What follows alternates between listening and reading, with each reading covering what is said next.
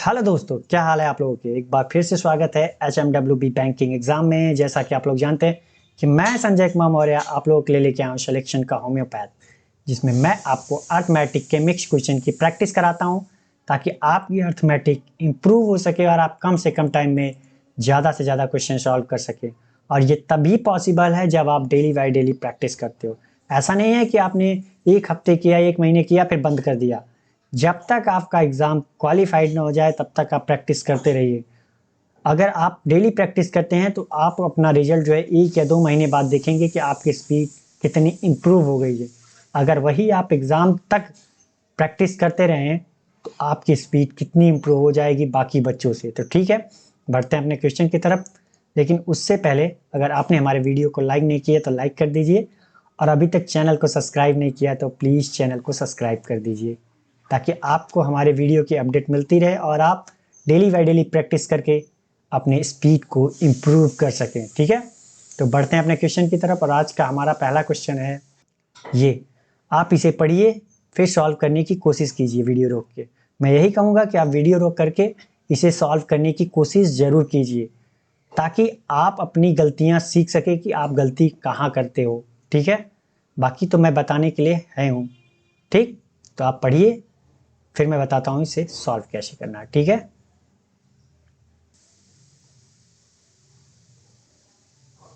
तो चलिए, आपने क्वेश्चन पढ़ लिया होगा, मैं ऐसी उम्मीद करता हूँ। मैं बताता हूँ इसे सॉल्व कैसे करना है। कह रहा है आयत का क्षेत्रफल वृत्त के क्षेत्रफल के बराबर है। तो आयत कौन क्या होता है हमारा? आयत ये हो गया हमारा आयत। क्या हो गया? आयत एल, एल एंड बी, जिनके बीच का कोण क्या होता है? ये 90 डिग्री। तो ये हमारा आयत हो गया। कह रहा है वृत्त, वृत्त सर्कल तो आप जानते ही हैं कैसा होता है, गोला सा। कैसा होता है? गोला सा। ये हमारा हो गया सर्कल। कह रहा है इसका क्षेत्रफल, मतलब एरिया ऑफ रेक्टेंगल। कह रहा है एरिया ऑफ रेक्टेंगल जो है एरिया ऑफ सर्कल के बराबर है। एरिया ऑफ सर्कल के बराबर है। तो एरिया ऑफ रेक्टेंगल क्या होता है?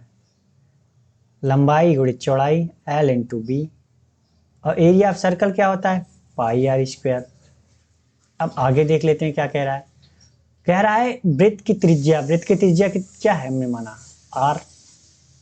क्या है? आर। आर जो है वो आयत की चौड़ाई, चौड़ाई मतलब बी, ब्रेथ के बराबर है। आगे कह रहा है आयत का परिमाप, पेरीमीटर ऑफ रेक्टेंगल। तो पेरीमीटर ऑफ रेक्टेंगल दे रखा है 58 सेंटीमीटर। तो पेरीमीटर ऑफ रेक्टेंगल कितना दिया है? रेक्टेंगल कितना दिया है? 58 सेंटीमीटर। अब पेरीमीटर होता क्या है? मतलब ये चारे भुजाएं आपस में जोड़ दीजिए, वही तुम्हारा क्या हो गया? पेरीमीटर। अगर सर्कल का पिस्ता कितना होता है? 2 पाई आर। तो ये कितना हो जाएगा? 2L 2B। तो क्या होगा? 2L+B बराबर कितना दिया है? 58 सेंटीमीटर। तो ठीक है, तो यहाँ R बराबर B दिया है, तो यहाँ L और B की जगह हम क्या रख देते हैं? R रख देते हैं। कोई दिक्कत? कोई दिक्कत नहीं होनी चाहिए। पाई आर स्क्वायर, तो R से एक R, यहाँ 2R था, स्क्वायर था, तो कैंसिल हो गया। तो L बराबर कितना आ गया हमारा? पाई आर। L का मान यहाँ आ गया, B का मान यहाँ R के रूप में दिया। अब रख देते हैं 2। L का मान कितना था? पाई आर। अब B का मान R, 58। अब सॉल्व कर लेते हैं तो कितना हो जाएगा? ये 29। यहाँ R कॉमन है तो R को बाहर ले लिया, और पाई का मान कितना? 22/7 प्लस 1 बच गया। यहाँ कितना हो गया? 29। तो R बराबर कितना हो जाएगा? 7 1 का 7, 22 7, 29/7 बराबर कितना? 29। ये क्या हो गया? कैंसिल। R का मान कितना आ गया? 7 आ गया। अब हमसे पूछा क्या है? अब R का मान 7 आ गया तो B भी निकल सकता है, L भी निकल सकता है, कुछ भी निकल सकता है, लेकिन हम देखते हैं पूछ क्या रहा है। तो कह रहा है वृत्त का क्षेत्रफल, एरिया ऑफ सर्कल पूछ रहा है। तो एरिया ऑफ सर्कल कितना होगा? एरिया ऑफ सर्कल क्या होता है? पाई आर स्क्वायर। पाई का मान आप जानते हैं कितना, 22/7। आर का स्क्वायर है तो मतलब 7 का 2 जगह हम लिख देते हैं, तो 7 7, 7 से 7 कैंसिल, तो 7 दूनी 14, 7 दूनी 14 1 15, कितना 154 सेंटीमीटर स्क्वायर, क्षेत्रफल है तो सेंटीमीटर स्क्वायर। ठीक है, कितना हो गया 154 सेंटीमीटर स्क्वायर। कौन सा सही है हमारा? ठीक, तो समझ में आ गया होगा आपको, बहुत हार्ड क्वेश्चन नहीं था, जो जो कह रहा है वो आप करते जाओ, बाकी आंसर आ जाएगा आसानी से। ठीक है, तो चलिए बढ़ते हैं अगले क्वेश्चन की तरफ। और अगला क्वेश्चन हमारा है ये, आप इसे पढ़िए फिर मैं बताता हूँ इसे सॉल्व कैसे करना है, लेकिन पहले आप ध्यान से पढ़ने की कोशिश कीजिए। मैं यही कहूँगा कि आप क्वेश्चन को ध्यान से पढ़िए। ठीक है, आप पढ़िए, उसके बाद मैं बताता हूँ सॉल्व कैसे करना है। ठीक,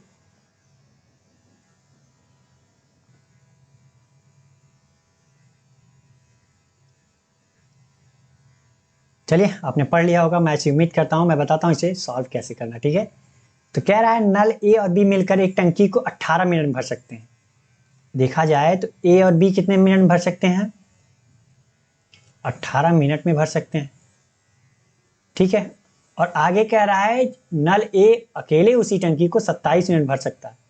ए अकेले उसे कितने मिनट में भर सकता है? 27 मिनट में अकेले भर सकता है, ये टाइम हमारा दिया है।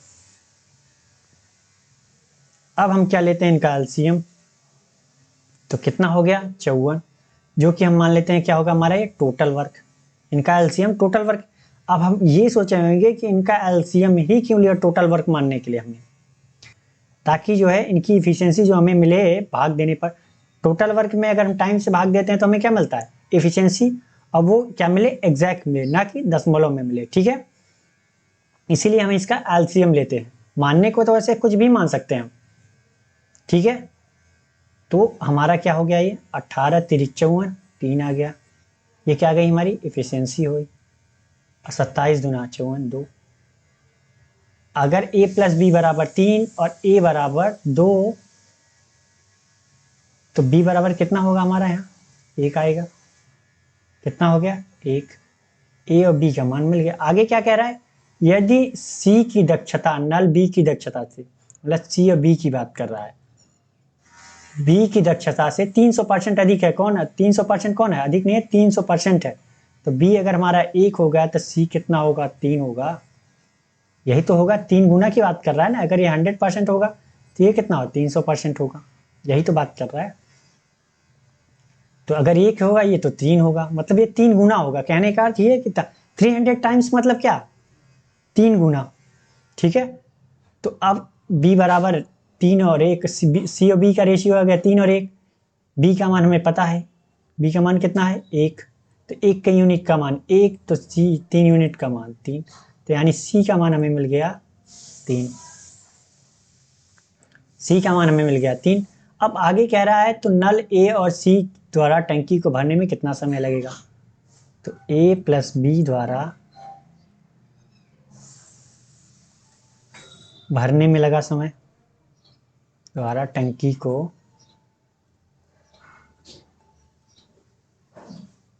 भरने में लगा समय,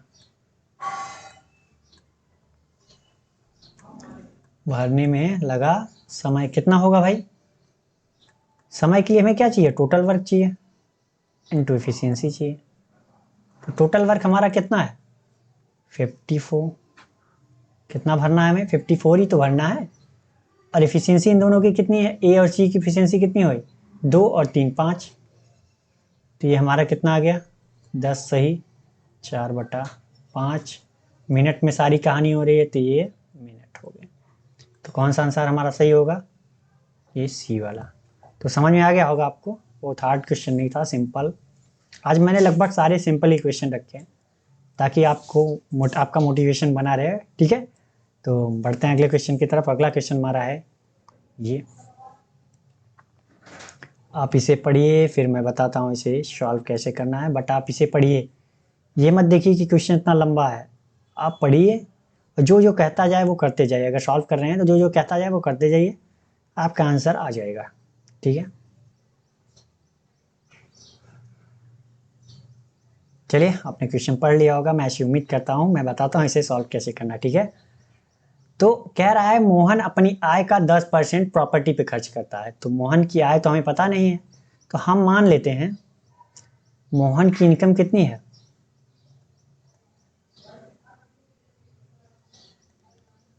मोहन की आय मतलब इनकम कितनी है, 100x मान लिया हमने।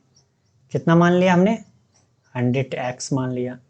आगे कह रहा है कि अपनी आय का 10% पार्टी पे खर्च करता है। 10%, 10% किस पे खर्च करता है वो, पार्टी पे। मतलब अपनी आय का 10%, उसकी इनकम अगर 100x है तो 10% कितना होगा, 10x, यही तो होगा। अब रिमेनिंग किसके पास कितना बच गया, 10%, 10x तो पार्टी पे खर्च कर दिया, तो रिमेनिंग कितना बच गया, 90x। कितना बच गया, 90। आगे कह रहा है शेष आय में से, अब ये रिमेनिंग में से क्या कर रहा है, 6.6% घरेलू खर्च पर। कितना, 6.66% पर, किस पे, होम पे। होम मान लेते हैं। तो 6.66% का मान कितना होता है, 6.6% का मान होता है 1/15। मतलब अगर 90x है तो 90x का 1/15 कितना होगा, 90 का ही तो 6.6%, मतलब 1/15। तो कितना होगा ये, 90x है तो 15 छक्का 90 कितना, 6x। तो मतलब 6x क्या कर रहा है वो, होम पे खर्च कर रहा है। अब उसके पास रिमेनिंग कितना बच गया, तो 90 में से 6 चला गया, अब कितना बच गया, 84x। यात्रा और पढ़ाई पर शेष राशि खर्च करता है। मतलब अब ये जो राशि बच गई हमारे पास, ये यात्रा पर और पढ़ाई पर खर्च करता है, ट्रैवलिंग पे और स्टडी पे। यदि यात्रा और अध्ययन पर खर्च की गई राशि का अनुपात दे रखा है, कितना कितना कितना वो खर्च करता है ट्रैवलिंग पे। चलिए ट्रैवलिंग, स्टडी, DAY, स्टडी पे, ठीक है। कितना खर्च करता है, 7:5 के अनुपात में। टोटल पैसा कितना उसके पास है, 84x। और 7:5 के अनुपात में, तो 12 यूनिट का मान कितना होगा, 7 + 5 12 यूनिट का मान 84। तो एक यूनिट का मान कितना, 7x। तो 7x, तो 7x, 7 यूनिट का मान 7×7 = 49x। और 5 यूनिट का मान 7×5 = 35x। ठीक, इतना हो दे दिया। अब आगे कह रहा है यात्रा पर खर्च की गई राशि और पार्टी पर खर्च की गई राशि के बीच का अंतर है। तो यात्रा पर खर्च की गई कौन सी है, ये, और पार्टी पे कितनी खर्च कर रहा है, ये। तो यात्रा माइनस पार्टी पर खर्च की गई राशि जो है का अंतर, अंतर हमने मतलब घटा दिया, तो कितनी है, 780 रुपया। तो यात्रा पे कितनी खर्च कर रहा है, 49x। और पार्टी पे कितना, 10x। तो बराबर 780। तो 39x बराबर कितना, 780। तो x का मान कितना आ जाएगा, 20। x का मान कितना आ गया, 20। अब आगे हमसे पूछ क्या रहा है, तो यात्रा पर खर्च की गई, तो यात्रा पर खर्च की गई और पढ़ाई पर खर्च की गई राशि के बीच का अंतर, यात्रा पर और पढ़ाई पर अंतर बताना है। तो यात्रा पर कितना खर्च कर रहा है, 49x, और पढ़ाई पे 35x। तो कितना टोटल, 14x खर्च कर रहा है। 14 तो 14 रहने देते हैं, और x का मान हमें पता है कितना, 20। तो कि टोटल कितना खर्चा कर रहा है, 280 रुपये। कितना अंतर है इनके बीच, 280 रुपये का अंतर है। तो कौन सा सही है, ए। तो बहुत हार्ड क्वेश्चन नहीं था, सिंपल ही था, बट आप जो जो कहता जाए वो करते जाइए। काफ़ी क्या होता है बच्चे कि इतना पढ़ करके कंफ्यूज होकर छोड़ देते हैं, तो ऐसा नहीं करना है, पढ़ करके सॉल्व करना है, ठीक है। तो समझ में आ गया, बढ़ते हैं अगले क्वेश्चन की तरफ। और अगला क्वेश्चन हमारा ये है, आप इसे पढ़िए, फिर मैं बताता हूँ इसे सॉल्व कैसे करना है, ठीक है। बट आप इसे ध्यान से पढ़िए और सॉल्व करने की कोशिश कीजिए।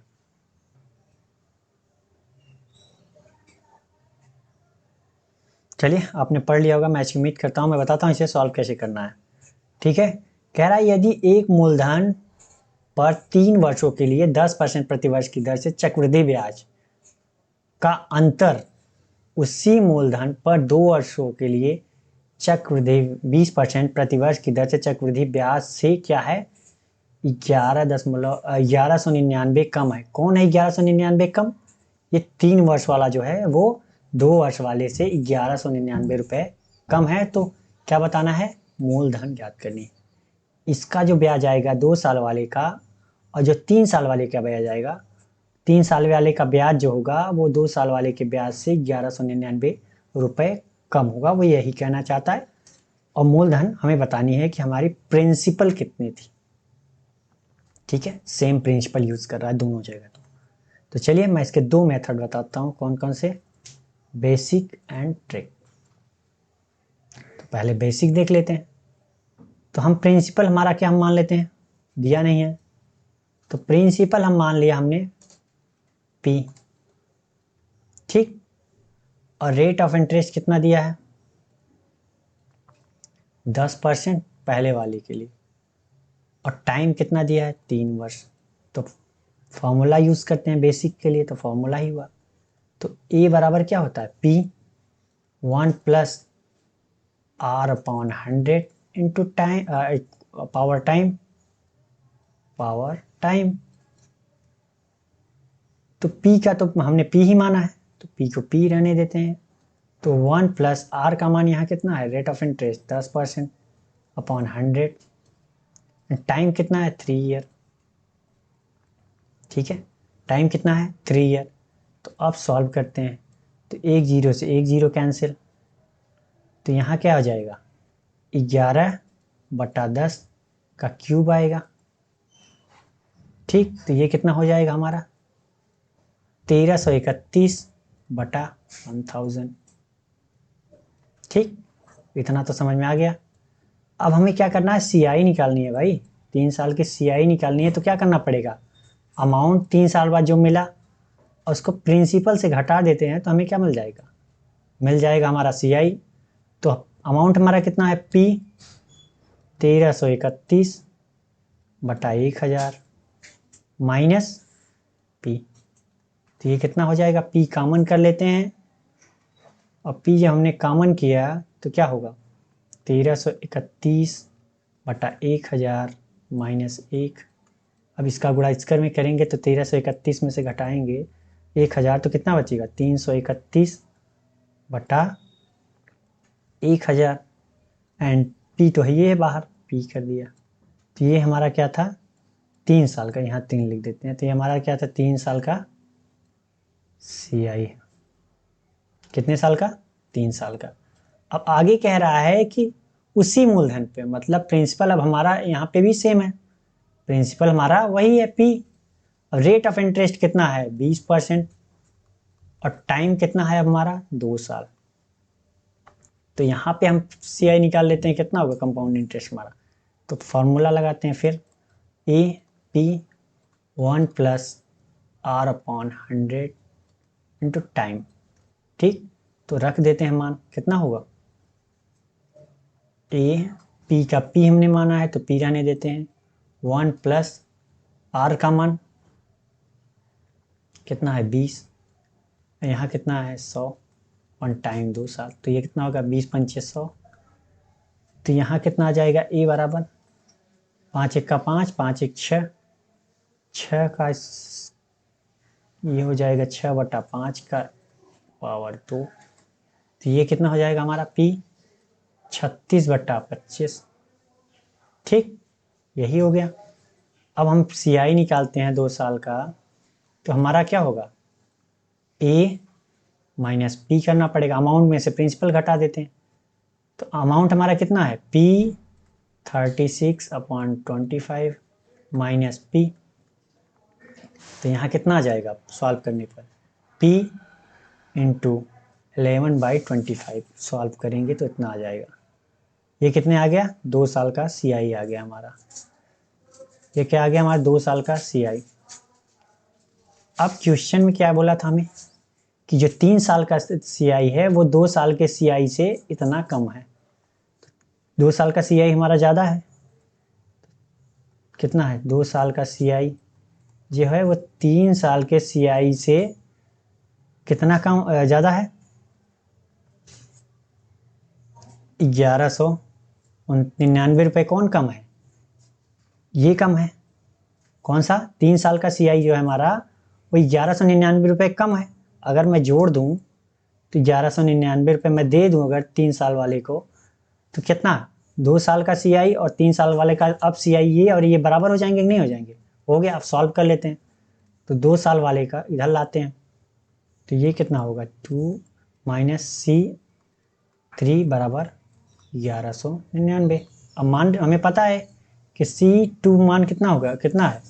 प्रिंसिपल 11/25 माइनस 331 बटा कितना? 1000। 1000 P बराबर 1199। अब क्या है? ये 1000 है तो P कॉमन हो गया, लेकिन ये क्या है? डिनोमिनेटर क्या है? अलग अलग है। तो हम क्या करते हैं? इनका एलसीएम ले लेते हैं। तो कितना होगा? 1000। 1000 ले लिया हमने, P कॉमन कर लिया, 1000 हमारा डिनोमिनेटर हो गया। तो अब 25 से भाग दिया तो 1000 में तो कितना? 40, और 40 का गुणा 11 में किया तो कितना? 440। और यहाँ कितना? 1000 में 1000 से भाग दिया तो 331 ही। तो ये कितना आ गया हमारा? 1199। ठीक है, तो सॉल्व कर लेते हैं अब। तो P कितना आ गया? 109 इधर बटा 1000। ये कितना हो गया? 1199। तो ये कितनी बार जाएगा? सॉरी, ये कितनी बार जाएगा? 11 बार। तो ये कितना हो गया हमारा? 11 में 1000 से गुणा करेंगे तो कितना हो जाएगा? 11000। तो P का मान हमारा कितना आ गया? P का मान कितना आ गया हमारा? 11000। तो कौन सा सही है हमारा? D। और हमसे पूछा क्या था? प्रिंसिपल ही तो पूछा था।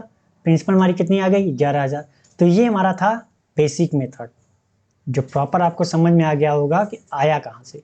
ठीक है, अब मैं बताता हूँ ट्रिक जो आपको एग्जाम में अप्लाई करनी है। ठीक है, दूसरा मेथड हमारा क्या है?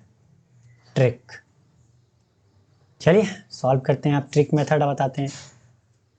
तो कह रहा है पहले के लिए देख लेते हैं, जिसका रेट ऑफ इंटरेस्ट 10 है, 10 है रेट ऑफ इंटरेस्ट, और टाइम कितना है? 3 साल। इसके लिए तो रेट ऑफ इंटरेस्ट 10 का मान, 10% का मान कितना होता है? 10% का मान कितना होता है? 1/10। तो क्या है? प्रिंसिपल एंड अमाउंट का हमारा रेशियो क्या आएगा? पहले साल 10 से 11 होगा, क्योंकि 10% बढ़ रही है ना। तो प्रिंसिपल अगर हमारी 10 है तो 10% बढ़ रही, मतलब 1 बढ़ रही, 10 से क्या हो जाएगी? 11 पहले साल। दूसरे साल हमारी क्या होगी? फिर 10 से 11 होगी। फिर तीसरे साल क्या होगी? फिर 10 से 11 होगी। ठीक, कितनी हो जाएगी? ये 1000 हो जाएगी। और ये कितनी होगी? 1331। कितनी? 1331। तो यहाँ पे देखा जाए तो ब्याज कितना मिल रहा है हमें? ब्याज कितना मिल रहा है? 331 मिल रहा है। अब हम देख लेते हैं 20% वाले के लिए। तो रेट ऑफ इंटरेस्ट 20% और टाइम कितना है? 2 साल। तो 20% का मान कितना होता है? एक है भाई। 20% का मान कितना होता है? 1/5। मतलब प्रिंसिपल एंड अमाउंट का रेशियो क्या होगा हमारा? 5 से अगले साल क्या हो जाएगी? 6 हो जाएगी पहले साल।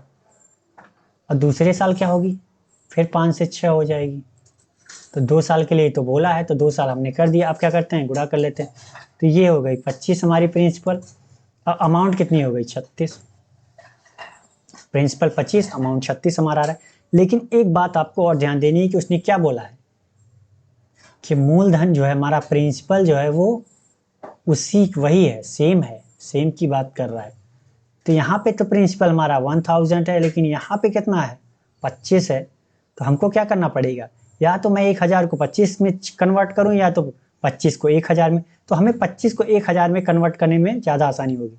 तो क्या करना पड़ेगा? हमें 40 से गुणा करना पड़ेगा, और 40 से गुणा इधर हमें करना पड़ेगा। तो ये कितना हो जाएगा? 25 चौका 100, मतलब 1000। और ये कितना हो गया? 1440। अब हमारा क्या है? प्रिंसिपल सेम है दोनों। ठीक, अब हम देख लेते हैं अब यहाँ पे ब्याज कितना मिल रहा है 440, कितना मिल रहा है 440 यूनिट मान लेते हैं हम, 331 यूनिट में यहाँ 440 यूनिट यहाँ, तो बोला क्या है हमारा 440 जो यूनिट है वो 331 यूनिट में जो है 1199 कम है, तो अगर 1199 इसको दे देते हैं तो क्या होगा, अब बराबर हो जाएंगे ब्याज हमारे, तो इसको इधर लाते हैं तो सॉल्व करते हैं तो कितना होएगा 109 यूनिट बचेगा, इधर कितना 1199, तो एक यूनिट का मान कितना आ गया हमारा 11, एक यूनिट का मान हमारा कितना आ गया 11। तो प्रिंसिपल पूछ रहा है तो 10,000 यूनिट, 1,000 यूनिट का मान, एक यूनिट का मान 11, तो 1,000 यूनिट का मान कितना 11,000, तो हमारा प्रिंसिपल का आ गया 11,000, तो कौन सा सही है हमारा, ये डी वाला। तो समझ में आ गया होगा ये ट्रिक मेथड भी, ठीक है। तो बढ़ते हैं अगले क्वेश्चन की तरफ, और अगला क्वेश्चन हमारा ये, आप इसे पढ़िए फिर मैं बताता हूँ इसे सॉल्व कैसे करना है, बट आप इसे पढ़िए और मैं कहूँगा कि आप सॉल्व भी कीजिए के साथ, ठीक है। चलिए आप पढ़िए फिर मैं बताता हूँ इसे करना कैसे।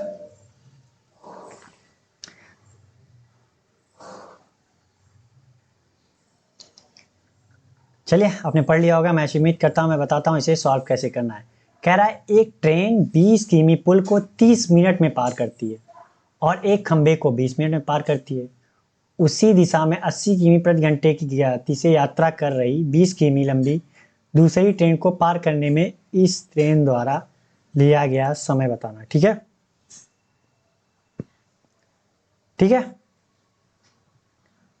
तो मैं इसके दो मेथड बताता हूँ। चलिए पहले मैं बेसिक मेथड बता देता हूँ आपको, जो प्रॉपर बेसिक से होता है। देखा जाए तो एक ट्रेन, एक ही वही ट्रेन की बात कर रहा है जो 20 किमी पुल को 30 मिनट में और एक खंबे को 20 मिनट में पार करती है। स्पीड तो हमारा सेम है, तो स्पीड बराबर क्या, हम v मान लिया स्पीड को।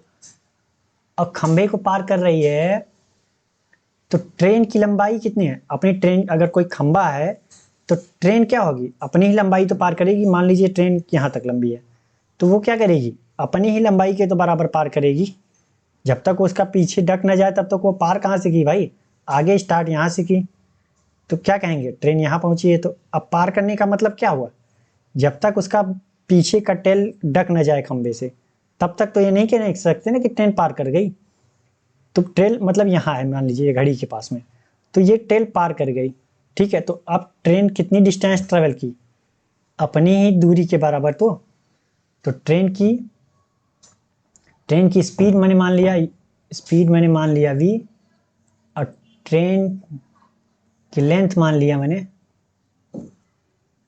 x, ठीक है। स्पीड मैंने मान लिया v और लेंथ x मान लिया, ठीक है। तो अब चलते हैं, तो कह रहा है एक ट्रेन 20 किमी पुल को 30 मिनट में पार करती है, अगर वो, तो इसकी स्पीड क्या होगी। तो ट्रेन जो है 20 किमी पुल को पार कर रही है, तो ट्रेन, ये हो गई पुल हमारा, ठीक है, ये हो गई ट्रेन, जो ट्रेन पहले थी वो अभी भी है। तो ये जैसे यहाँ से स्टार्ट हुई, ठीक है, ये स्टार्ट हुई, तो ये क्या होगा हमारा, ट्रेन यहाँ से स्टार्ट हुई तो अब पार कर रही है, जब तक इसका टेल यहाँ ना पहुँच जाए। ये क्या होगा, ये इसका, ये जो ट्रेन का टेल है, पूछ गार्ड का डिब्बा जो कह सकते हो, यहाँ ना पहुँच जाए तब तक ट्रेन तो पार करेगी नहीं। तो ट्रेन ने कितना डिस्टेंस ट्रेवल किया, पुल की लंबाई और प्लस अपनी ट्रेन की खुद की लंबाई तो उसने भी पार किया, क्योंकि यहाँ पे ये थी तो यहाँ टेल था, मतलब उसका मुंह था। अब पार करते करते टेल जब तक ना पार कर जाए तब तक क्या होगा, ट्रेन पार तो कह नहीं सकते कि हाँ ट्रेन ने पुल को पार कर लिया। तो कितनी डिस्टेंस ट्रेवल की उसने डिस्टेंस ट्रेवल की पुल की और खुद के ट्रेन की। तो ट्रेन की लंबाई कितनी है हमारी, स्पीड के लिए हमें क्या चाहिए, डिस्टेंस अपॉन टाइम। तो ट्रेन की तो हमें पता नहीं है, तो हमने माना था कितना x, हाँ लेकिन पुल की पता है 20 किमी, तो 20 हमने जोड़ दिया दोनों डिस्टेंस, अपॉन टाइम कितना कह रहा है 30 मिनट में कह रहा है। तो ये किमी में चल रहा है तो ये मिनट में, तो इसको क्या करते हैं, किमी प्रति आवर में चेंज करना है तो इसको क्या करते हैं, इसको घंटे में, ये इसको भी चेंज कर देते हैं। तो क्या हो जाएगा 1/2। तो v का मान यहाँ कितना आ गया 2x + 20। स्पीड क्या आ गई हमारी 2x प्लस 20 ब्रैकेट में। ठीक, आगे कह रहा है एक खंबे को 20 मिनट में पार करती है। तो खंबे के लिए मैंने बताया कितना, स्पीड तो वही है, सेम स्पीड से एक ही ट्रेन की बात हो रही है तो स्पीड हमारा सेम है। तो खंबे के लिए मैंने क्या कहा था कि ट्रेन खुद की लंबाई ही पार करेगी, क्योंकि जब तक खंबे की चौड़ाई कुछ दिया ना हो या फिर तो उसको नगड़े मानते हैं, तो नगड़े माना तो ट्रेन खुद की लंबाई तो पार करेगी x, लेकिन पार कितने देर में कर रही है, 20 मिनट में। मिनट में कर रही है तो इसको घंटे में चेंज करने के लिए मैंने क्या किया, 60 से भाग दे दिया, तो कितना आ गया 3। ये 3 ऊपर जाएगा तो कितना हो जाएगा 3x। तो v का मान हमें क्या मिल गया 3x। यहाँ v का मान है 2x, 2 ब्रैकेट में x प्लस 2, यहाँ 3, तो v का मान दोनों आपस में बराबर है। तो हम क्या करते हैं 3x, ये इसको भी बराबर कर सकते हैं, 2 मान लेते हैं 1। तो इक्वेशन 1 बराबर 2, ठीक है, दिया है, होगा। तो यहाँ पे क्या होगा, 1 बराबर ये कितना हो गया 2x प्लस 20 बराबर 3x। तो ये 2x हो जाएगा, तो इधर आएगा कितना x बचेगा, और ये 20 दूनी 40, सॉल्व करेंगे तो ये कितना 40। ये क्या है, x हमारी क्या थी, डिस्टेंस थी, तो ये कितनी है, ट्रेन की डिस्टेंस कितनी है हमारी, x बराबर 40। तो हमारी स्पीड अब कितनी होगी, स्पीड के लिए ये दिया था, स्पीड कितनी है 2x, 40 रख दिया 20, तो ये कितना हो गया 120 किमी प्रति घंटा हमारी क्या हो गई, स्पीड हो गई। तो इतना समझ में आ गया। अब आगे कह रहा है, ठीक है, आगे कह रहा है उसी दिशा में, मतलब जिधर ट्रेन जा रही है उधर एक और ट्रेन जा रही है, 80 किमी प्रति घंटा की गति से यात्रा करती हुई 20 किमी लंबी ट्रेन। ये 20 किमी लंबी ट्रेन एक आगे आगे जा रही है, और जिसकी स्पीड क्या है 80 किमी प्रति घंटा है, को पार करने में इस ट्रेन द्वारा, पहले ट्रेन द्वारा समय बताना है कितना। तो जाहिर सी बात है कि वो 80 की स्पीड से आ रही है, और ये जो हमारी ट्रेन है ये कितनी की स्पीड से आ रही है 120, तो पार तो कर ही लेगी, क्योंकि वो 80 की स्पीड से आ रही है, 120 की स्पीड से आ रही है, तो पार तो कर ही लेगी। तो टाइम हमसे पूछ रहा है, ठीक है, cross another train time, cross CROSS sorry, cross another train time कितना होगा भाई, टोटल डिस्टेंस कितना ट्रेवल करेगी, ये ट्रेन जा रही है, ये ट्रेन का ये दूसरी ट्रेन जा रही है, ठीक है, दूसरी ट्रेन हमारी है, तो ये पीछे पीछे लग गई, तो मतलब जब तक ये पार करते करते करते करते करते करते नहीं यहाँ नहीं पहुंच जाएगी। तो टोटल डिस्टेंस कितना ट्रेवल किया उसने, पहली ट्रेन की लंबाई और खुद की लंबाई, तो टोटल कितना हो गया, इसकी लंबाई कितनी थी 40, और जो दूसरी ट्रेन हमारी है उसकी लंबाई कितनी है 20 किलोमीटर। अब टाइम कितना लेना, टाइम हो तो पूछ रही है, तो स्पीड अब बताता है, स्पीड कितनी होगी, रिलेटिव स्पीड, एक जा रही है 80 की स्पीड से आगे वाली जिसको पार करना है, और हमारी जो ट्रेन थी पहले वो 120 की स्पीड से आ रही है। तो अगर मान लीजिए अब ये सेम स्पीड से चलती तो कभी क्या पार कर पाएंगी, अगर वो 1 घंटे में 80 किलोमीटर चलेगी तो ये भी 1 घंटे में 80 किलोमीटर चलेगी, तो कभी पार कर पाएंगी, कभी नहीं पार कर पाएंगी। तो क्या होगा कि जो इनकी बढ़ी हुई स्पीड है, मतलब अगर 120 की स्पीड से आ रहा है और वो 80 की, तो ये जो 40 हमारा बढ़ रहा है यही तो क्या करेगा, धीरे धीरे पार करेगा। तो हमारी रिलेटिव स्पीड कितनी आ गई 120 माइनस कितना है 80, तो टाइमिंग हमारा कितना आ जाएगा, ये 60 हो गया, ये कितना है 40, तो 20 दूनी 40, 20 तिहाई 60, 1.5 आवर, 1.5 घंटे।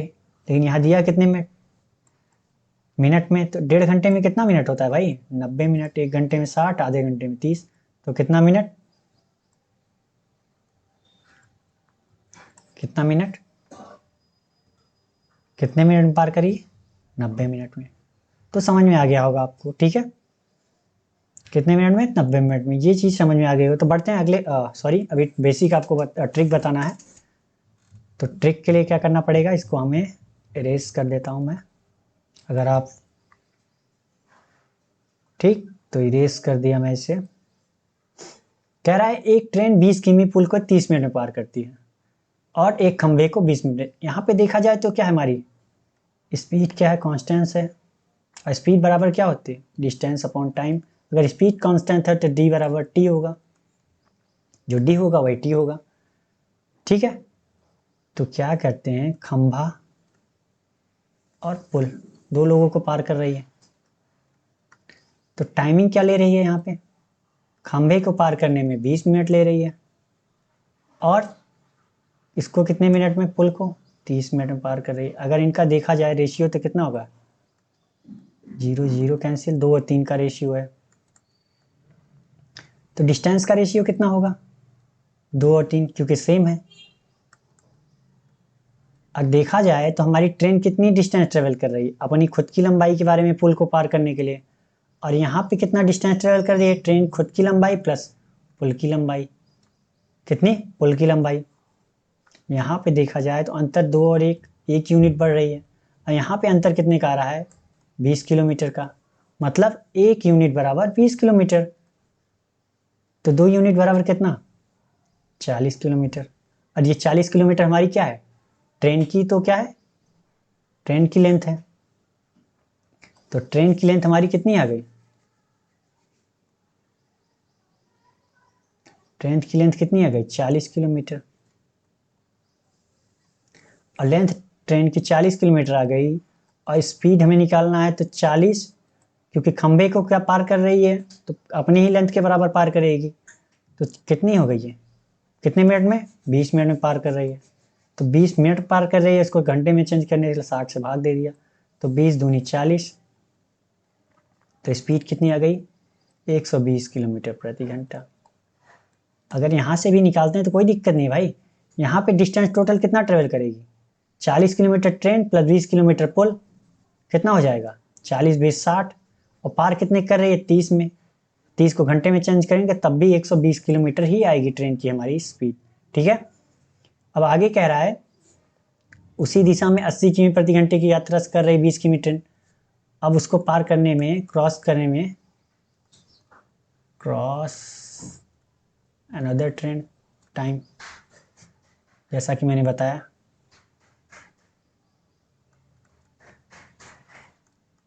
टाइम कितना लगेगा, टोटल डिस्टेंस कितना ट्रेवल करेगी, 40 से खुद की करेगी प्लस 20 उसकी, तो टोटल डिस्टेंस 60, और इनकी रिलेटिव स्पीड कितनी होगी, 120 की स्पीड से वो जा रही है, 80 की स्पीड से आ रही है, जैसा कि मैंने अभी पहले ही समझाया आपको। तो ये कितना होगा, 60, ये 40, कितना आ गया, 1.5 आवर, जो कि है 90 मिनट के बराबर, किसके बराबर, 90 मिनट के बराबर। तो समझ में आ गया होगा ये। ठीक है, ट्रिक भी। बढ़ते हैं अगले क्वेश्चन की तरफ, और अगला क्वेश्चन हमारा है ये, आप इसे पढ़िए, फिर मैं बताता हूँ इसे सॉल्व कैसे करना है, बट आप इसे ध्यान से पढ़िए।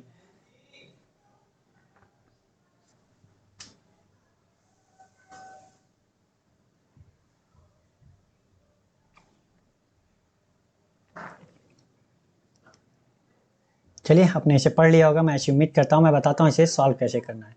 कह रहा है कुशल की वर्तमान आयु शिल्पा की वर्तमान आयु से 20% अधिक है। कुशल को के मान लिया, शिल्पा को यस, तो शिल्पा से 20% अधिक है, तो 20% का मान कितना होता है, 1/5। तो अगर शिल्पा की 5 है, शिल्पा की 5 है, तो 20% अधिक मतलब 1 अधिक, तो 5 है तो 1 अधिक मतलब कुशल की 6 होगी। और आगे कह रहा है आयशा, आयशा को ए मान लिया हमने, और कुशल को तो के माना ही है। तो कह रहा है 16% अधिक है, 16.66%, 16.66% का मान कितना होता है, 1/6। तो आयशा की वर्तमान आयु कुशल की आयु से 16.66% अधिक है।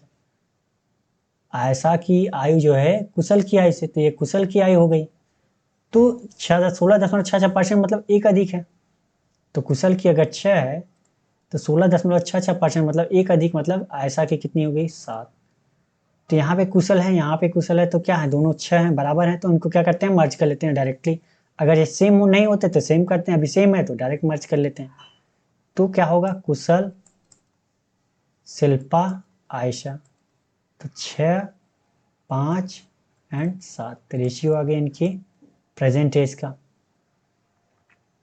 तो प्रेजेंट एज मान लेते हैं इनकी कितनी, 6x, इनकी 5x और इनकी 7x हमने मान लिया प्रेजेंट एज। कह रहा है यदि 4 वर्षों बाद शिल्पा और आयशा की आयु का योग 56 वर्ष है, 4 वर्ष बाद शिल्पा और आयशा की 4 वर्ष बाद कितनी होगी, अभी प्रेजेंट में इतनी है तो ये होगी, प्लस 7x है तो प्रेजेंट 4 साल बाद कितनी होगी, इतनी होगी। तो ये कितना कह रहा है, 56 वर्ष। तो एक्स एक्स वाला जुड़ जाएगा, 4 4 जुड़ जाएगा, तो 7 4 11x, सॉरी 7 5 12x। यहाँ कितना होएगा, 4 4 दूनी 8, 8 इधर आएगा तो 48। तो x का मान कितना आ गया, 4। x का मान कितना आ गया, 4। तो हमसे पूछा क्या है, कुशल, शिल्पा और आयशा की औसत वर्तमान आयु, आयु कितनी है इनकी। या तो आप x का मान रख करके जोड़ करके निकालिए, या फिर डायरेक्ट इनको जोड़ लीजिए, कितना है, एवरेज निकालना है तीनों का। तो एवरेज के लिए क्या, 6 5 11 7 18x, टोटल 18x इनकी एज हो गई। कितने लोग हैं, 3 लोग, तो कितना आ गया, 6x इनकी एवरेज एज आ गई। तो x का मान हमें पता है कितना, 4, तो ये 6 चौक 24 आ गई इनकी एवरेज। कितनी आ गई, 24। ये बहुत हार्ड क्वेश्चन नहीं था, वो सिंपल है। तो कौन सा आंसर हमारा सही, ए। तो समझ में आ गया होगा। बढ़ते हैं अगले क्वेश्चन की तरफ। अगला क्वेश्चन हमारा ये है, आप इसे पढ़िए फिर मैं बताता हूँ सॉल्व कैसे करना है, ठीक है। बट आप इसे पढ़िए और सॉल्व करने की भी कोशिश कीजिए, मैं यही कहूँगा आपसे, ठीक है।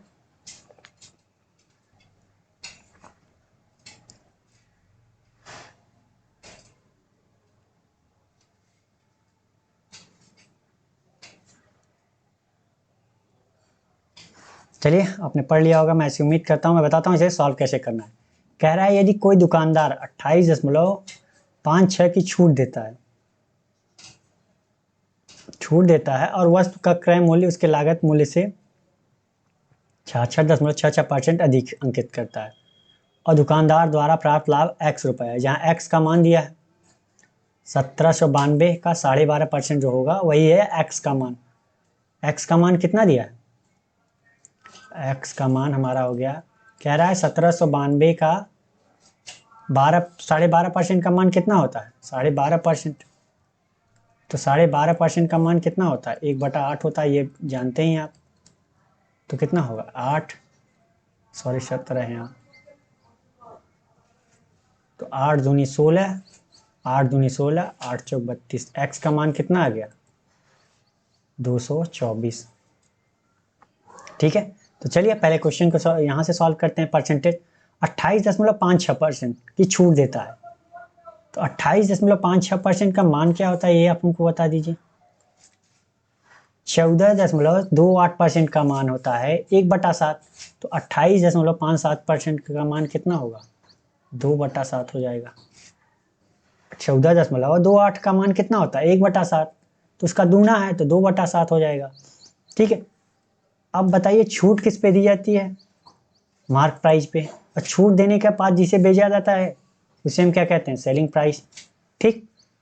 तो 28 अगर हमारा मार्क प्राइस 7 था, ये 7 था, तो 28.56% की छूट मतलब 2 की छूट दे रहा है, तो बेच कितने में रहा है, 5 में बेच रहा है। और आगे कह रहा है वस्तु का मूल्य उसके लागत मूल्य से इतना अधिक अंकित किया गया, अंकित किया गया तो मतलब मार्क प्राइस, और वस्तु की लागत मूल्य मतलब कॉस्ट प्राइस। तो 66.66% का मान कितना होता है, ये आपको भी पता है कि 2/3 होता है। अगर हमारी कॉस्ट प्राइस 3 थी तो 66.66% मतलब 2 अधिक 5 अंकित किया गया, 2 अधिक मतलब इतना अधिक मतलब 5 अंकित किया गया। अब देखा जाए तो अब हमें मर्ज करना है दोनों को, तो मर्ज करने के लिए हमें क्या करना पड़ेगा, जो कॉमन पॉइंट है उसको देखते हैं। तो यहाँ पे मार्क प्राइस 7 है, यहाँ पे 5 है, तो इनका एलसीएम कितना आएगा, 5। कितना आएगा, 5 आएगा। तो इसके लिए हमें क्या करना पड़ेगा, इधर अगर एलसीएम इनका 35 आएगा तो इधर हम क्या करें, 5 से गुणा करें, और इधर हमें 7 से गुणा करना पड़ेगा, तब जाके 35 आएगा। तो क्या करते हैं, अगर हम रेशियो में एक तरफ गुणा करते हैं तो हमें दोनों तरफ वही गुणा करना पड़ता है ताकि रेशियो बराबर रहे, ठीक है। तो यहाँ अगर 7 का किया तो यहाँ भी 7 का करना पड़ेगा। तो ये कितना हो गया हमारा 35, ये 25, ये 35, ये 21। अब हम मर्ज कर देते हैं तो mark price, selling price and cost price. अब मार्क प्राइस हमारा बराबर है तो 35, सेलिंग प्राइस कितना 25 और कॉस्ट प्राइस कितना 21। ठीक, कह रहा है कि उसको प्रॉफिट कितने का होता है, एक्स का मान 224 रुपये, हमें प्रॉफिट कितने का हो रहा है 4 यूनिट मान लेते हैं, 4 का प्रॉफिट मतलब 4 यूनिट मान लेते हैं। तो ये किसके बराबर होगा 224 के। तो 1 यूनिट का मान कितना 4 पंचे 20, 4 छंग 24, 56। 1 यूनिट का मान 56। तो हमसे पूछ क्या रहा है, वस्तु के लागत मूल्य और अंकित मूल्य में अंतर। वस्तु के लागत मूल्य और अंकित मूल्य में अंतर पूछ रहा है। तो लागत मूल्य कितनी है हमारी 21, अंकित मूल्य कितना है हमारा 35, इसका अंतर कितना हो गया 14। तो हमसे पूछ क्या रहा है 14 यूनिट का मान। तो 14 यूनिट का मान हमारा कितना हो जाएगा 14 गुणित 56। तो 14 14 ही हम 196 गुणित 4, तो कितना हो जाएगा ये 4 चौका 16, 784 रुपये। कितना हो जाएगा 784 रुपये अंतर। तो कौन सा हमारा सही है ए वाला। तो समझ में आ गया होगा आपको, ठीक है। मैं यही कहता हूँ कि प्रॉफिट लॉस का आए तो उसमें क्या कीजिए, जो परसेंटेज छूट वो दिया उसको मर्ज करने की कोशिश कीजिए, बाकी तो अपने आप उसके बाद सॉल्व हो ही जाएगा, ठीक है। और ये तभी पॉसिबल है जब आप प्रैक्टिस करते हैं, ठीक। तो बढ़ते हैं अगले क्वेश्चन की तरफ। और अगला क्वेश्चन हमारा ये, आप इसे पढ़िए फिर मैं बताता हूँ इसे सॉल्व कैसे करना है, ठीक है।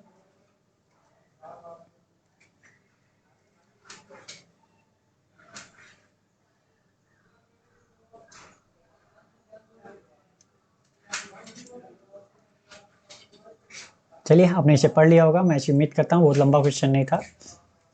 कह रहा है आयत का परिमाप वर्ग के परिमाप का दोगुना है। आयत के लिए मैंने बताया ना, आयत कैसा होता है, ये एल एल बी बी। अब वर्ग कैसा होता है, वर्ग की चारों भुजाएं बराबर होती हैं। तो हमने इसका मान लिया है लेंथ ए, चारों भुजाएं ए, ठीक, ये हमने मान लिया। कह रहा है आयत का परिमाप, पेरीमीटर ऑफ आयत, इसका परिमाप कितना होगा, इसका परिमाप कितना होगा। तो परिमाप मतलब मैंने क्या बताया, चारों भुजाओं को जोड़ लीजिए तो इसकी क्या होगी 2l प्लस बी होगी, और इसकी कितनी होगी 4a हो जाएगी। तो चारों बराबर है। कह रहा है आयत का परिमाप वर्ग के परिमाप का दुगना है। इसका जो परिमाप है इसके परिमाप का ये दुगना है। अगर मैं इसको भी दुगना कर दूं तो क्या होगा, आपस में बराबर हो जाएंगे। तो अब सॉल्व कर लेते हैं, तो ये कट गया, ठीक। l प्लस बी बराबर कितना 4a आ गया हमारा, क्या आ गया 4a। आगे कह रहा है आयत की लंबाई वर्ग की भुजा का आधा है। आयत की लंबाई हमारी क्या थी l, और वर्ग की भुजा क्या थी a, उसकी आधा ये है, तो अगर इसको भी आधा कर दें तो ये हो जाएगा हमारा बराबर। और वर्ग का क्षेत्रफल दे रखा है, वर्ग का क्षेत्रफल एरिया ऑफ स्क्वायर, तो वर्ग का क्षेत्रफल कितना होगा दिया है कितना 144। और उसका वर्ग का क्षेत्रफल फार्मूला क्या होता है लंबाई गुणित चौड़ाई, दोनों बराबर है तो क्या होगा ए स्क्वायर बराबर 144। तो ए का मान कितना हो जाएगा 12, ए का मान हमें 12 मिल गया यहाँ से। तो एल का मान कितना हो जाएगा 12/2 बराबर 6। और यहाँ से हमें मिल जाएगा कितना, एल का मान हमें 6 मिल गया, बी का तो पता नहीं 4, ए का मान 12। तो 12 चौका 48, 48 में से 6 गया 42, तो बी का मान कितना हो गया 42। एल भी पता हो गया, बी भी पता हो गया। तो आयत का क्षेत्रफल का 42.84% पूछ रहा है, तो आयत का क्षेत्रफल कितना होता है? क्षेत्रफल का फॉर्मूला क्या होता है? लंबाई गुणित चौड़ाई। लंबाई हमारी कितनी है? लंबाई कितनी है भाई? लंबाई हमारी 6 है, चौड़ाई 42 है, और उसका 84%, इसका 42.84% कह रहा है। तो 42.8% का मान कितना होता है? ये कितने का गुना है? ये तो 14.28 का 3 टाइम तो है। तो इसका मान कितना? 14.28 का मैंने बताया कि बटा 7, तो ये 3, तो कितना हो गया? 3/7। तो इसकी जगह हम 3/7 रख सकते हैं, 7। तो 7×6 42, 6×4 36, 36 तो यहाँ 108, कितना आ गया? 108 सेंटीमीटर स्क्वायर। कौन सा हमारा सही है? डी। ठीक है, मैं यही कहूँगा कि क्वेश्चन में जो कहता जाए वो आप करते जाओ, क्वेश्चन अपने आप सॉल्व हो जाएगा, बट आप प्रैक्टिस किए रहोगे तो। नहीं तो अगर थोड़ा सा भी कंफ्यूजन हुआ तो दिक्कत हो जाएगी भाई एग्जाम में। ठीक है, तो इतना बड़ा आप को सॉल्व नहीं करना है, इससे कम में ही करना है। अगर ये तो समझाने के लिए मैं आपको इतना लंबा प्रोसेस बता रहा हूँ। ठीक है, अब वो आपके ऊपर डिपेंड करता है कितना काट सकते हैं आप प्रैक्टिस बहुत किए हैं तो माइंड में आधा कैलकुलेशन, क्या 90% बच्चे को जो है कैलकुलेशन माइंड में ही कर लेते हैं। तो चलिए बढ़ते हैं अगले क्वेश्चन की तरफ। अगला क्वेश्चन ये है, आप इसे पढ़िए, फिर मैं बताता हूँ इसे सॉल्व कैसे करना है, बट आप इसे ध्यान से पढ़िए।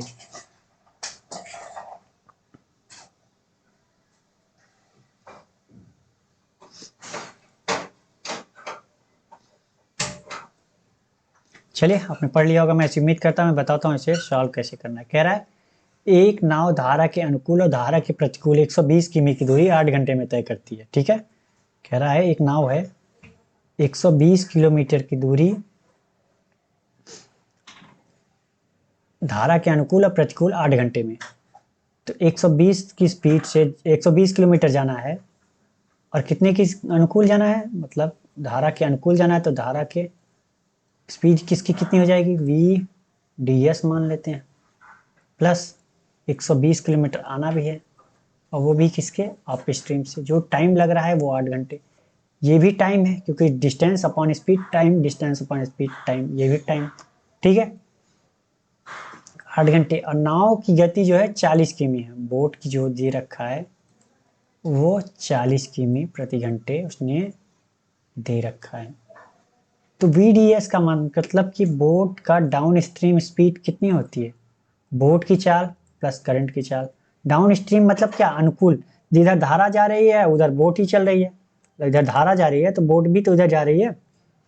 जिधर धारा जा रही है उधर बोट, तो बोट की और करंट की चाल जुड़ जाएगी। और अप स्ट्रीम मतलब क्या? B-C, मतलब बोट के विपरीत दिशा में। जैसे अगर ये हमारी बोट चल रही है तो ये हमारी पानी इधर से ऐसे ऐसे बह रही है, बोट इधर जा रही है। ठीक है, तो B-C हो जाता है। तो चलिए रख देते हैं। तो 120, इसका मैंने क्या बताया? B+C अनुकूल है तो, और प्लस 120 B-C बराबर कितना? 8। सॉल्व कर लेते हैं। 120 कॉमन कर लिया हमने, इसका गुणा इधर करेंगे, इसका गुणा इधर करेंगे, तो क्या होगा? B-C प्लस B+C, और नीचे क्या हो जाएगा? B+C B-C क्या हो जाएगा? B² - C² हो जाएगा। तो ये क्या है? 8। यहाँ C से C कैंसिल हो गया। ठीक, तो ये कितना होगा? 15 × 120, 15 यहाँ, तो 15 गुणित 2B, और नीचे क्या हो गया? B² - C² बराबर यहाँ 1 बच गया। तो 15, अब B का मान हम रख देते हैं 15, 2, B का मान 40, यहाँ कितना आ जाएगा? B का स्क्वायर 40 का स्क्वायर करेंगे तो कितना? 1600 माइनस C का स्क्वायर। तो ये क्या हो जाएगा? यहाँ 1। अब इसको इधर लाते हैं, इसको इधर ले जाते हैं, तो सॉल्व करते हैं तो कितना होगा? 1600 माइनस C² बराबर कितना? 15 दूनी 30, 30 का 40 में गुणा करेंगे तो कितना 1200, क्योंकि 3 चौका 12, डबल जीरो तो सी स्क्वायर बराबर क्या हो जाएगा 1600 माइनस 1200 बराबर क्या 400। तो सी बराबर कितना 20 भी सही है 400। बी और सी का मान हमें पता चल गया। तो कह रहा है धारा के अनुकूल 180 किमी की दूरी तय करने में नाव द्वारा लिया गया समय। तो टाइम कितना हो जाएगा 180 किलोमीटर चलने में 1080, सॉरी 1080। धारा के अनुकूल जा रहा है तो बी प्लस सी हो जाएगा। तो बी का मान 40 और सी का मान 20, क्योंकि डाउन स्ट्रीम जा रहा है। तो 1080 60, तो ये कितना कैंसिल 6 का 6 और ये कितना हो गया 4, 18 छक्का 108 हवा। कितना टाइम लगेगा आवर्स 18 घंटे लगेगा ये। ठीक है, तो समझ में आ गया होगा आपको। बहुत हार्ड क्वेश्चन नहीं है, बहुत सिंपल क्वेश्चन है, बस आपको रखना है वैल्यू।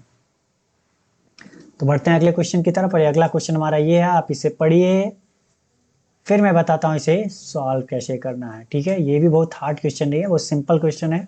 मैंने बताया पहले ही कि आज मैंने बहुत सिंपल क्वेश्चन रखे हैं। एक दिन मैं हार्ड रखता हूँ, एक दिन सिंपल रखता हूँ, कभी कभी तो दोनों मिक्स कर देता हूँ ताकि आपका मोटिवेशन बना रहे। ठीक है, तो चलिए आप पढ़िए इसे, फिर मैं बताता हूँ इसे सॉल्व कैसे करना है।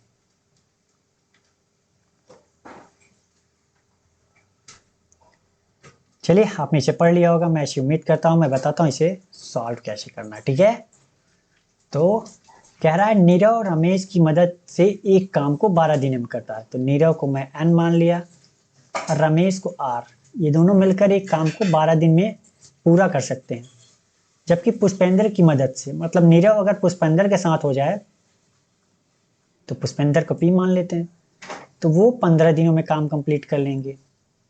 अगर ये यदि वे सभी मिलकर पूरे काम को करें तो 8 दिनों में पूरा कर सकते हैं। मतलब पूरे मतलब क्या, नरेंद्र, नीरव, रमेश प्लस पी पुष्पेंद्र मिलकर अगर करें तो 8 दिनों में कर सकते हैं। तो इनका एलसीएम ले लेते हैं। तो एलसीएम कितना आएगा 120। तो 12 दहम्मा 120, 15 अट्ठे 120 और 8, 15 अट्ठे 120, यहाँ 8 15 में 120।